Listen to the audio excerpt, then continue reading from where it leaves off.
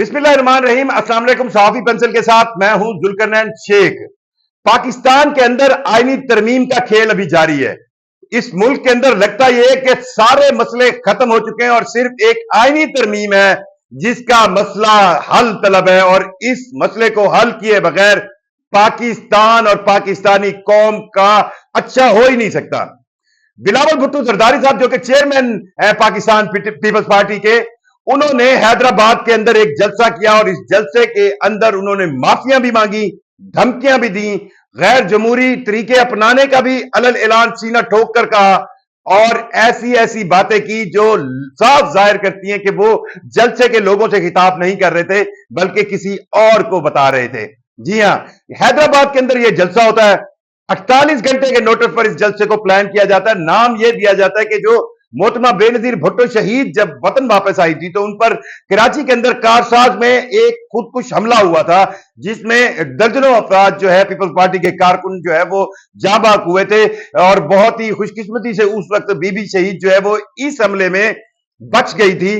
तो उस हमले का, उस कारसाज वाक्य को बेस बनाकर हैदराबाद के अंदर एक जलसा रखा गया, और इस जलसे में बिलावल भुट्टो जरदारी साहब ने जो बातें की, वो बातें उस जलसे में शामिल लोगों के लिए तो नहीं थी। ये तो मतलब उस जलसे में शामिल लोगों को जिस तरह उन्होंने जस्टिस पटेल का सुनाया, जिस तरह उन्होंने आईनी तरमीम की डिटेल्स बताई, कॉन्स्टिट्यूशनल अमेंडमेंट और क्या क्या बातें की, मेरा ख्याल है आम आदमी का ये मसला नहीं। इस जलसे में बिलावल भुट्टो जरदारी की लबो लहजा जो है वो दो अंदाज से बड़ा ही अजीब था। अवामी तौर पर इस तरह बिलावल भुट्टो जरदारी या कोई पार्टी सरबराह, स्पेशली पीपल्स पार्टी की तरफ से ऐसा अवामी सतह पर बयान जो है वो, अगर उसकी कोई मिसाल मिलती है तो वो कुछ सालों पहले सदर आसिफ अली जरदारी साहब थे, जब उनकी मुबैना तौर पर एस्टैब्लिशमेंट के साथ बन नहीं रही थी, तो वो अवामी इज्तिमात पे आकर कुछ ऐसी बातें करते थे जो समझने वालों के लिए एक अलहदा मतलब रखती थी। बिलावल भुट्टो जरदारी ने इस जलसे में एक तो माफी मांगी, बार बार माफी मांगी। वो माफी किससे थी ये मुझे नहीं पता, पर लगता यही है कि जिन्होंने उनकी ड्यूटी लगाई थी आईनी तरमीम पर तमाम जमातों को साथ लेकर, स्पेशली अपोजिशन को साथ लेकर चलने की, उस ड्यूटी में कुछ खलल आया। जी हां, वो ड्यूटी में खलल आया और उन्होंने माफी में माफी मांगी, और बीबी बेनजीर भुट्टो शहीद के बेटे ने उस जलसे में अवामी इज्तिमा में खड़े होकर गैर जमहूरी इकदामात करने का भी ऐलान किया। जी हां, ये गैर जमहूरी, जब उन्होंने अपोजिशन को ललकारा और कहा कि अगर आप आईनी तरमीम पर हमारी बात नहीं मानेंगे तो हमारे पास नंबर गेम पूरी करने के दूसरे रास्ते हैं। जी हां, दूसरे रास्ते वही हैं जो 63A के फैसले के बाद जो मौजूदा चीफ जस्टिस अब 4-5 दिन रहते हैं या ये आगे चलते हैं, ये तो मैं आपको कंफर्म कर रहा हूं कि आगे नहीं चलते, क्योंकि बिलावल भुट्टो जरदारी साहब ने भी इस बात का ऐलान वाजे कर दिया कि वो नहीं होंगे, और उनकी तारीफें भी बड़ी की। 63A के नजरसानी फैसले के बाद अब पार्लियामेंटेरियंस की मंडी लग सकती है, एमएनए और सेनेटर्स को खरीदा जा सकता है। इसका ऐलान बिलावल भुट्टो जरदारी बेनजीर के बेटे जुल्फकार अली भुट्टो के नवासे ने किया। ये वो नाम है जुल्फकार अली भुट्टो और बेनजीर भुट्टो के, जो जमहूरियत की बात करते थे, जो फ्लोर क्रॉसिंग और ये जो लोटाक्रेसी है, इसके खिलाफ पूरी जिंदगी उन्होंने जिद्दोजहद की। आज उन्हीं का नवासा खुलेआम कह रहा है कि अगर आप मेरी बात नहीं मानेंगे अपोजिशन, तो हमें नंबर गेम पूरी करने के लिए मुस्लिम लीग नवाज के साथ साथ हमें नंबर गेम करने के लिए वो रास्ता अपनाएंगे जो उनका पसंद का नहीं है। वाह, अगर आपको लगता है एक रास्ता गलत है और एक रास्ता ठीक है तो आप गलत पे जाएंगे। ठीक रास्ता हमेशा मुश्किल का रास्ता होता है और गलत रास्ता हमेशा शॉर्टकट और गैर असूली रास्ता होता है। बहरहाल बिलावल भुट्टो जरदारी ने हैदराबाद के जलसे के अंदर यह भी कहानी सुनाई कि जस्टिस फायज ईसा ने एक फैसला दिया था जिसमें जुल्फकार अली भुट्टो की फांसी के फैसले को गलत करार दिया था। उन्होंने बड़ी तारीफें की और ये कहा कि फायज ईसा जो है वो हमारे बड़े प्यारे जो है वो चीफ जस्टिस हैं और उनको घर भेजने पर हम राजी हो गए हैं, लेकिन अब भी अपोजिशन नहीं मान रही। और ये बात भी उन्होंने खुलकर कहा कि जो मौलाना फजलुर रहमान की तरफ से एक राय दी गई थी कि सुप्रीम के कोर्ट के अंदर आईनी अदालत अलहदा नहीं होगी, आईनी बेंच होगा, हम उस पर भी मान गए। आखिर क्या बात है जो अपोजिशन नहीं मान रही? मुझे तो खुद नहीं समझ आ रहा ऐसा कौन सा कौन सी चीज है जिसकी राजदारी रखी जा रही है इस आईनी तरमीम के अंदर और नहीं मानी जा रही।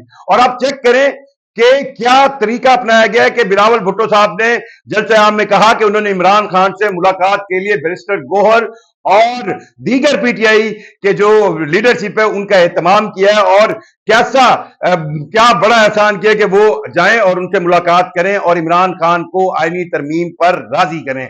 18 अक्टूबर तक अडियाला जेल समेत पंजाब भर की जेलों में मिलने पर पाबंदी का नोटिफिकेशन था, और फिर 18 अक्टूबर से ऑनवर्ड 2 दिन के लिए फिर नोटिफिकेशन करके यह कहा गया कि इस मिलने की पाबंदी के नोटिफिकेशन में खसूसी दरखास्तें, यानी कि इमरान खान साहब से मुलाकात वाली जो दरखास्तें हैं वो शामिल नहीं होगी।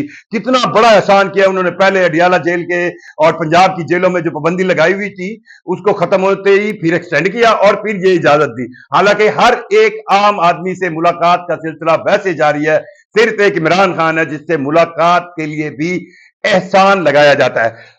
आईनी तरमीम क्या पाकिस्तानियों का मसला है? क्या आम पाकिस्तानी को आईनी तरमीम से गर्ज है? क्या इस आईनी तरमीम से लोअर कोर्ट्स ठीक हो जाएंगे? क्या इस आईनी तरमीम से जो आम शख्स इंसाफ के लिए भटकता है, जो आम शख्स अगर उसके साथ ज्यादती हो जाए, उसके साथ चोरी हो जाए, उसकी डकैती हो जाए, क्या उसको इंसाफ मिलेगा? ये किसी आम पाकिस्तानी को लगता नहीं, मुझे भी नहीं लगता। सिर्फ लाहौर के अंदर पिछले 1 महीने के दौरान डकैती, राजनी और ऐसे अवामी अमनो आमा के मामला चल रहे हैं जिन पर आम आदमी इस वक्त लाहौर, कराची जैसे बड़े शहरों में जी नहीं सकता। लेकिन इस आईनी अदालत से उससे कोई फर्क नहीं पड़ना, क्योंकि हमारा जो अदालती निजाम लोअर कोर्ट जिसमें हर रोज एक आम आदमी का पाला पड़ता है, उसमें तो इन हुक्मरानों का कोई इंटरेस्ट है ही नहीं। सिर्फ इंटरेस्ट है तो इनको यह चाहिए कि नया चीफ जस्टिस कौन होगा, इनको अदालतें और जजेस को बांधने का तरीका कैसे मिलेगा, जजेस को किस तरह अपॉइंट किया जाना है ताकि अपॉइंटमेंट में सियासी क़यादत की अपनी इन्वॉल्वमेंट हो और वो साबित करें कि कौन जज उनको अच्छा लगता है, कौन नहीं अच्छा लगता, ये हो।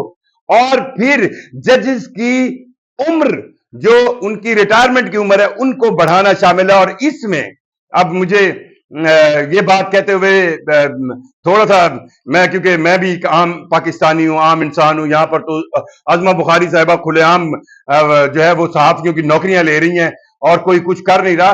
बहरहाल इसमें जो पाकिस्तान की आर्म फोर्सेस हैं, आर्मी, नेवी, एयरफोर्स, उनके सर्विसेज चीफ की मुद्दत मुलाजमत की तौसी के हवाले से भी चीजें हैं, और लगता यही है कि उन्हीं मामलात पर कोई गेम बन नहीं रही। मौलाना फजलुर रहमान को प्रेशराइज करने के लिए एक टैक्ट अपनाया गया। उनके एक सेनेटर्स के बारे में मुबैना तौर पर इतला है कि वो भी गायब हुए हैं। हमने ये तो जैन कुरैशी की जो बीवी है, यानी कि शाह महमूद कुरैशी की बहू, उनको भी लोग ले गए। रियाज फतियाना के बेटे पहले गायब हुए, फिर आ गए, फिर गायब हो गए। ये काम ये पाकिस्तान के अंदर जारी है। और अब तो बिलावल भुट्टो जरदारी साहब ने भी खुल के तड़ी लगा दी है कि अगर आप अपोजिशन को तड़ी लगाई कि अगर आप हमारी बातें नहीं मानेंगे तो हम वो रास्ता अपनाएंगे जो रास्ता क्या है, हॉर्स ट्रेडिंग का है। 50-50 करोड़ से लेकर 1-1 अरब तक एक एमएनए को पीटीआई के जो है खरीदने की कोशिश की जा रही है। और अगर वो नहीं मानते, अगर वो इन पैसों पर राजी नहीं होते, तो फिर उनके बच्चे, बीवी, चादर चार दीवारी का भी कोई एहसास नहीं, और सिर्फ उनको प्रेशराइज किया जा रहा है। तकरीबन 10 से 12 पीटीआई के एमएनएज पाकिस्तान से वक्ती तौर पर इस आईनी तरमीम में वो हिस्सा ना बन सके, उनको प्रेशराइज किया जा रहा था, तो वो पाकिस्तान छोड़कर इस वक्त मुत्तहिदा अरब अमारात दुबई में बैठे हैं कि वो किसी तरह बच जाएं इस आईनी तरमीम में अपना हिस्सा डालने से। इस आईनी तरमीम के हवाले से बिलावल भुट्टो जरदारी साहब ने जो बातें की हैदराबाद जलसे में, मेरा ख्याल है पाकिस्तान पीपल्स पार्टी की जमहूरी अकदार की तारीख में वो हमेशा मंतवी तौर पर याद रखी जाएंगी। जिस तरह उन्होंने माफिया मांगी, किससे माफी मांग रहे थे आप, किससे माफी मांग रहे थे बिलावल भुट्टो जरदारी साहब के, जी मैं माफी मांगता हूं कि मैंने ये काम नहीं किया, ये काम नहीं किया, और हाथ जोड़ जोड़ कर माफिया मांग रहे थे। किससे माफी मांग रहे थे आप? और अगर आपको लगता है कि आपका पॉइंट ऑफ व्यू ठीक है, तो फिर बतौर सियासतदान आपको दलील के साथ अपोजिशन या दीगर जमातों के साथ बैठकर आइन में तरमीम करना चाहिए। आपको जरूर याद होगा کہ آپ کے نانا ذوالفقار علی بھٹو جب پوری طور پر پاکستان کے پارلیمنٹ کے اندر ان کی میجورٹی تھی، ان کے پاس 2/3 میجورٹی تھی، وہ 1973 کا آئین جس طرح جیسے جس شکل میں جب جہاں چاہتے اس وقت اس کی منظوری لے سکتے تھے، لیکن انہوں نے اس وقت پاکستان کے اندر موجود اپنے بدترین مخالفین، ایسی سیاسی جماعتیں جن کے پاس ایک سیٹ کسی اسمبلی میں تھی، چاہے صوبائی اسمبلی میں چاہے قومی اسمبلی میں، انہوں نے ہر پاکستان کی سیاسی مذہبی جماعت کو 1973 کے آئین پر اکٹھا کیا۔ تو وہ جو انہوں نے اکٹھا کیا، کیا گن پہ اکٹھا کیا؟ کیا ان کو پیسے دے کر اکٹھا کیا؟ نہیں، انہوں نے ان کو دلیل کے ساتھ اکٹھا کیا، کیونکہ جب کوئی بات دلیل کے ساتھ ہوتی ہے، صحیح ہوتی ہے، ٹھیک ہوتی ہے، تو اس پر منانے کے لیے میرا نہیں خیال کہ آپ کو نہ معافیاں مانگنی پڑتی ہیں، نہ تڑیاں لگانی پڑتی ہیں، نہ دھمکیاں دینی پڑتی ہیں۔ کہ میں اب اس میں وہ انداز اپناؤں گا کہ جو انداز ان کا پسندیدہ نہیں ہے۔ تو اگر آپ کا پسندیدہ نہیں ہے، تو اگر آپ یہ انداز اپنائیں گے تو کیا جمہوری ہوں گے؟ بلاول بھٹو زرداری صاحب، آپ اپنی میراث کو جو آپ کو آپ کے والدہ اور آپ کے نانا سے ملی تھی، پتہ نہیں کیوں آپ ایک زرداری سب پہ بھاری والے انداز میں جو ہے اس میراث کو کھو رہے ہیں، اور صرف ایک وجہ ہے کہ اگلی باری آپ کی ہونی چاہیے۔ پاکستان کی پارلیمانی تاریخ کے اندر کسی بھی ترمیم کو پاس کروانا، اور اگر اسٹیبلشمنٹ پیچھے ہے تو کوئی مسئلہ نہیں ہوتا، کیونکہ ہمارے جو پارلیمان ہیں ان کی اول تو کوئی بلیک میل کرنے کے لیے کوئی دہاڑی لگی، کوئی کہیں سے انہوں نے کچھ کمایا، کوئی پیسے لیے، وہ معاملہ نکل آتا ہے۔ دوسرا طریقہ ہوتا ہے ان کو پیسے آفر کروڑوں روپے کیے جاتے ہیں، اور تیسرا طریقہ ہوتا ہے ان کو دباؤ میں لایا جاتا ہے، ان کے اہل خانہ کو اٹھایا جاتا ہے، انہیں اٹھایا جاتا ہے۔ تو انسان کی نفسیاتی برداشت کی بھی ایک حد ہوتی ہے، اور ایک وقت آتا ہے کہ انسان ٹوٹ پڑتا ہے۔ سو پاکستان کی پارلیمانی تاریخ میں یہ آئینی ترمیم ایک اس لیے بھی یاد رکھی جائے گی کہ وہ پاکستان کی جماعتیں جو ہمیشہ یہ آلات ناپتی تھی کہ وہ بڑی جمہوری ہیں، وہ جمہوریت کے لیے کبھی پیچھے نہیں ہوگی، وہ جماعتیں بھی اس آئینی ترمیم کے معاملے پر غیر جمہوری راستہ اختیار کرنے کا بالکل کھلے عام اعلان کر رہی ہیں۔ اور اب تک یہی اطلاعات ہے کہ سینٹ اور قومی اسمبلی کا اجلاس جو ہے وہ بلایا گیا ہوا ہے، اور اگر یہ اجلاس بلایا گیا ہے تو کسی وقت بھی آپ کو آئینی ترمیم کا پاکستانی قوم کو تحفہ ملے گا، جس سے آپ کے اور میرے بچوں کی روٹی بھی پوری ہوگی۔ پاکستان میں جو امن اور جو سیکیورٹی کے معاملات ہیں وہ بھی ایڈریس ہو جائیں گے، پاکستان کے اندر جو بجلی سمیت معاشی مسئلے وہ بھی حل ہو جائیں گے۔ اس آئینی ترمیم سے ہر بندے کے گھر روٹی آ جائے گی، ہر بندے کا بچہ اسکول پہنچ جائے گا، اور یہ آئینی ترمیم ہونے کے اگلے دن اس مملکت خدا داد کے اندر خوشحالی آ جائے گی۔ واہ واہ واہ، خدا کے لیے بلاول بھٹو زرداری صاحب، کچھ تو بی بی شہید اور ذوالفقار علی بھٹو کے سیاسی اور جو ان کا ایک پارلیمانی انداز تھا، کچھ تو ان کا خیال کریں۔ اور یہ جو آپ بلیک میلنگ کے اور جو کھلے عام یہ اعلان کر رہے ہیں کہ ہم کسی کو بھی اٹھا کر کوئی بھی ترمیم کروا سکتے ہیں، یہ اب آپ کے کھاتے میں ہمیشہ منفی طور پر یاد رکھا جائے گا۔ مجھے ذوالقرنین شیخ کو اجازت دیجیے، اللہ حافظ۔